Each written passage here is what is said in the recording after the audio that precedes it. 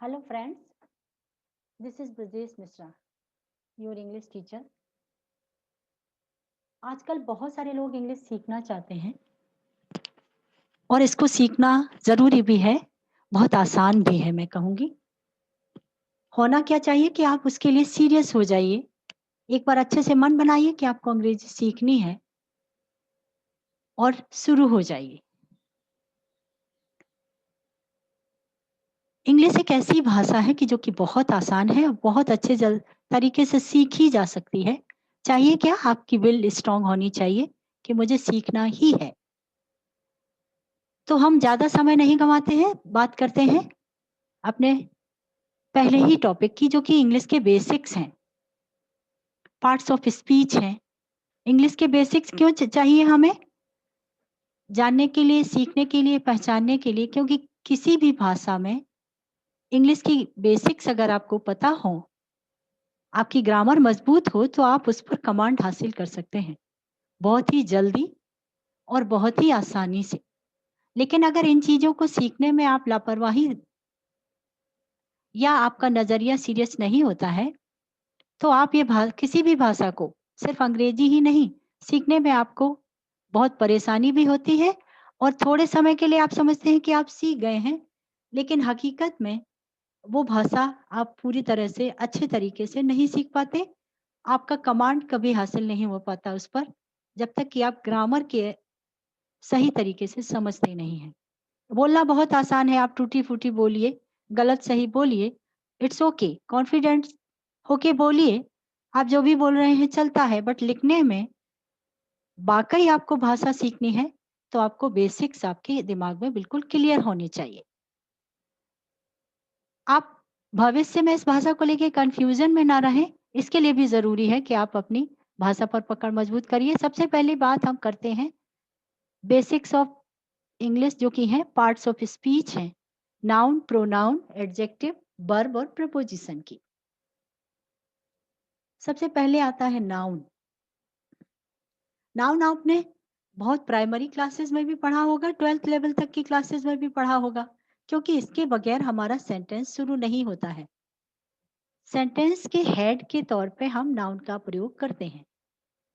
Definition में अगर हम कहें कि तो noun is a naming word, it can name anything of a person, animal, place, thing, quality, feeling and idea।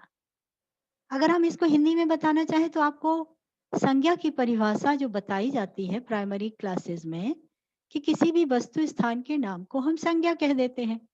Same तरीके से इंग्लिश में जो नेमिंग वर्ड्स दिए गए हैं हमें, उनको हम नाउन कह देते हैं।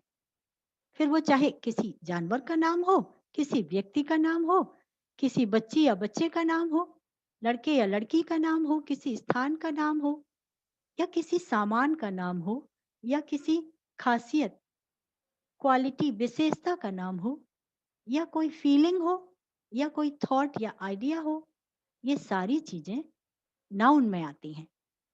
अब नाउन के बारे में सिर्फ मुझे एक बात और आपको बतानी है, वो ये है कि अपने दिमाग में इसका डेफिनेशन रखिए, चाहे वो हिंदी में रहे या अंग्रेजी में, सो दैट आप आइडेंटिफाई कर पाएं। जब ये शब्द के रूप में किसी सेंटेंस में आपके सामने दिखाई दे, तो आप उसे आसानी से पहचान लें। पहचानना इसलिए भी ज़रूरी है कि उसको हम किस तरीके से ट्रीट करते हैं, सेंटेंस में उसकी जगह कहाँ होती है, किस तरीके से प्रयोग होता है, हम उसको जब सीख जाएंगे या समझ जाएंगे तो हमारे लिए पहचान करना आसान है। पहचानना इसलिए ज़रूरी है भी है कि आप उसको सही तरीके से इस्तेमाल कर पाएँ। तो इस तरीके से नाउन को पहचानना इसी तरीके से ज़रूरी है जिस तरीके से हम अपने रिलेटिव्स को पहचानते हैं, अपने दोस्तों को पहचानते हैं, अपने नेबर्स को पहचानते हैं, क्योंकि उनको उसी के मुताबिक आप ट्रीट करते हैं। तो सेम वे में नाउन को पहचानना बहुत आसान है। तो अब हम आगे बढ़ते हैं कि नाउन के भी कई प्रकार हैं, जैसे कि common noun, proper noun, material noun, abstract noun. तो सबसे पहले बात हम करते हैं कॉमन नाउन की। तो कॉमन नाउन क्या है? कॉमन नाउन वो नाउन है या वो शब्द हैं जो कि कॉमनली उपयोग किए जाते हैं। कॉमनली मतलब साधारणतया डे टू डे की लाइफ में हम उनका इस्तेमाल करते हैं। अब आपको खास बात इसमें ये याद रखनी है कि कॉमन नाउन एक ऐसा नाउन होता है जो कि वो सारी चीजें कॉमन नाउन में शामिल होती हैं, जिनको कि हम डे टू डे लाइफ में इस्तेमाल करते हैं और जिनको कि हम दूसरों के साथ शेयर करते हैं। जिस तरीके से बॉयज, गर्ल्स, टेंट, अंतर क्या है? किसी भी बच्चे को हम बॉय कह के बुला सकते हैं, किसी भी लड़की को हम गर्ल कह के बुला सकते हैं, लेकिन अगर उस लड़की का कोई स्पेसिफिक नाम है तो फिर हम उसे कॉमन नाउन में शामिल नहीं करेंगे, फिर हम उसे प्रॉपर नाउन में ले जाएंगे। तो अगर हम कॉमन नाउन को डेफिनेशन के तौर पे कहना चाहें कि name, noun that name anything that is shared by every person और thing of the same class. For example boys, girls, tent, railway station, platform, schools, hospitals, ये सारे शब्द जो हैं, बसेस, ट्रेन्स, ये सारे शब्द जो हैं हम कॉमनली यूज करते हैं और दूसरों के साथ शेयर करते हैं। आपको कॉमन नाउन की डेफिनेशन दिमाग में बिठाने के लिए चाहिए कि आप इस बात को याद रखें कि वो सारी चीजें जो कि हम दूसरों के साथ शेयर करते हैं वो कॉमन नाउन में शामिल होती हैं। नेक्स्ट नाउन की बात करें तो वो है प्रॉपर नाउन। प्रॉपर नाउन और भी आसान है।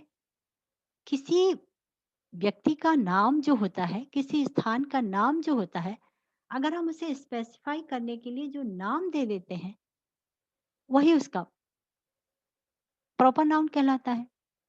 किस तरीके से अगर हम कहें कि Ravi is your brother, Sita is my sister, तो सीता और रवि दोनों ही प्रॉपर नाउन हुए क्योंकि इनका एक पर्टिकुलर नाम है और किसी एक विशेष व्यक्ति को ही हम सीता या रवि बुला रहे हैं, तो इसलिए ये सब प्रॉपर नाउन में शामिल होते हैं। अगर हम इसको डेफिनेशन बताना चाहें तो proper noun could be our name, names of our friends, name of our school, name of any building, state और आवर कंट्री। अगर हम इसको एग्जाम्पल के तौर पे बताना चाहें तो Ashok, Bhavna, Ajmer, Asia, Ganga, Colgate, Omega, India, China, Russia, America, जो नाम है ये सभी प्रॉपर नाउन के एग्जाम्पल्स के तौर पे समझे जा सकते हैं। नेक्स्ट नाउन आता है कलेक्टिव नाउन। ये क्या है? चीजों के कलेक्शन को, कलेक्ट का मतलब ही होता है इकट्ठा। ये वो नाउन है जो कि इकट्ठी हुई चीजों, इकट्ठी हुई लोगों के बारे में बात करता है। डेफिनेशन अगर हम बताना चाहें तो कहेंगे कि noun that name A group और collection of same kind of things. For example, crowd, bunch, class, bouquet, army, galaxy, team, flock. That means वो सारे नाउन, वो सारे शब्द जो किसी ग्रुप के बारे में बात करते हैं वो यहाँ कलेक्टिव नाउन के तौर पे जाने जाते हैं। अब आपके दिमाग में आना चाहिए कि बहुत सारी चीजों का अगर कोई झुंड है, बहुत सारी चीजों का कोई इकट्ठे होने के बारे में बात हो रही किसी शब्द में, तो वो कलेक्टिव नाउन के तौर पे जाना जाएगा। नेक्स्ट आता है मटेरियल नाउन, एब्स्ट्रैक्ट नाउन, फिर मटेरियल नाउन। एब्स्ट्रैक्ट नाउन पे बात करते हैं तो noun that names ideas, thoughts, feelings that a person can feel but can not sense, but cannot see by the senses, that will be the abstract noun. For example, honesty, happiness, sorrow, excitement, boredom. Honesty मतलब ईमानदारी, तो ईमानदारी को आप feel कर सकते हैं कि वो व्यक्ति भी ईमानदार है, but you can't see honesty moving on the road, but you can't see honesty talking with somebody. No, because this is a feeling. Same way, happiness. Happiness can be felt. Happiness आप खुश हैं ये आप महसूस कर सकते हैं, but आप खुशी को सड़क पर कभी आते जाते नहीं देख सकते। खुशी को कभी आप पार्क में नहीं मिल सकते, क्योंकि वो आपके अंदर है, वो आपकी फीलिंग है। तो अगेन ये एब्स्ट्रैक्ट नाउन में आती है। सॉरो, एक्साइटमेंट, किसी चीज के प्रति आपके अंदर अगर उत्साह है तो उसे आप फील कर सकते हैं। आपको इन ह्यूमन कभी भी एक्साइटमेंट नहीं मिलेगा। सेम वे में सॉरो, सैडनेस, अगर आप दुखी हैं तो आप ये फील कर सकते हैं। तो अगेन हम आपसे कहेंगे कि आपको कोई भी शब्द लिखा रहा है और वो बता रहा है कि आप फीलिंग्स के बारे में बात कर रहा है या थॉट्स के बारे में है जिक्र है, तो आपको कोई कंफ्यूजन नहीं होना चाहिए ये जानने में कि एब्स्ट्रैक्ट नाउन है। ऐसे शब्दों की पहचान आपको एब्स्ट्रैक्ट नाउन के तौर पे करनी चाहिए। नेक्स्ट नाउन है तो वो है material noun. Material noun that have a material, cotton, copper, gold, brass, plastic, sand, silver, wood, all the materials, all the things which is made of material। अगर हम हिंदी में कहें कि वो सारे पदार्थ जिनके द्वारा चीजें बनी होती हैं, वो सारे पदार्थ कहलाते हैं मटीरियल, और इनसे बनी हुई चीजों को हम कहते हैं मटीरियल नाउन में शामिल करते हैं। सपोज कॉटन, कॉटन से कपड़े बनते हैं। कॉपर, बर्तन बनते हैं। गोल्ड, ब्रास, ज्वेलरी बनती है। प्लास्टिक के सामान हम डे टू डे लाइफ में यूज करते हैं। तो कहने का मतलब ये है कि कोई भी चीज अगर किसी पदार्थ से बनी हुई है तो आपके दिमाग में कोई कंफ्यूजन नहीं होना चाहिए। आप सीधा सीधा समझिए कि इसमें मटेरियल का यूज हुआ है, दैट मीन्स किसी पदार्थ का यूज हुआ है, तो वो मटेरियल नाउन में शामिल मानी जाएगी। तो फ्रेंड्स, अब आप इनको कैटेगराइज करना भी सीखिए। बहुत सारे नाउन, बहुत सारे शब्दों को एक जगह पर लिखिए और आप कोशिश कीजिए कि आप इनको पहचान पाएं। दैट मीन्स टू से, मैं यहाँ पर ये कहने की कोशिश कर रही हूँ, जितनी जल्दी आप आइडेंटिफाई करना सीखेंगे इंग्लिश भाषा के पार्ट्स को, चीजों को, शब्दों को, अगर आप आइडेंटिफाई करना सीखेंगे तो आई एम श्योर आप बहुत जल्द उसकी जगह कहाँ पर यूज होगा और कहाँ पर यूज हुआ है पहचानने में आपको कोई दिक्कत नहीं होगी।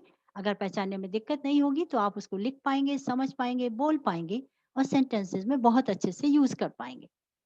तो मैं कुछ वर्ड्स आपको दे रही हूँ जिनके की आंसर मैं नेक्स्ट वीडियो में आपको बताऊंगी, और वो है Delhi, China, duty, doctor, air, cold, discussion, honesty, red, announcement, attachment, childhood, victory, India, copper, trust, kingdom, crime, value, coffee. एक और तरीका ये हो सकता है कि ये वर्ड्स मैंने आपको दिए हैं और इनके मैं आंसर्स दूंगी आपको नेक्स्ट वीडियो में, जबकि मैं एब्स्ट्रैक्ट नाउन की बात करूंगी बहुत डिटेल में, क्योंकि एब्स्ट्रैक्ट नाउन ऐसा नाउन है, मैंने बहुत लंबे एक्सपीरियंस में ये देखा है कि एब्स्ट्रैक्ट नाउन से बच्चे बहुत कंफ्यूज्ड होते हैं।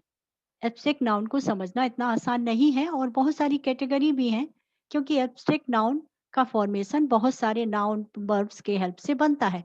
तो वो मैं उसके लिए आपको एक नेक्स्ट वीडियो में आपको दूंगी इसके बारे में पूरी जानकारी, जो कि आपको एब्स्ट्रैक्ट नाउन के बारे में कोई कंफ्यूजन बाकी नहीं रखेगा, ऐसा मेरी उम्मीद है। तो please do share my video and read it properly and be serious with me. I am sure you will be expert in English. You will have the command in this subject as a language, as a subject. So be serious with me. This is the request. Thank you for this session.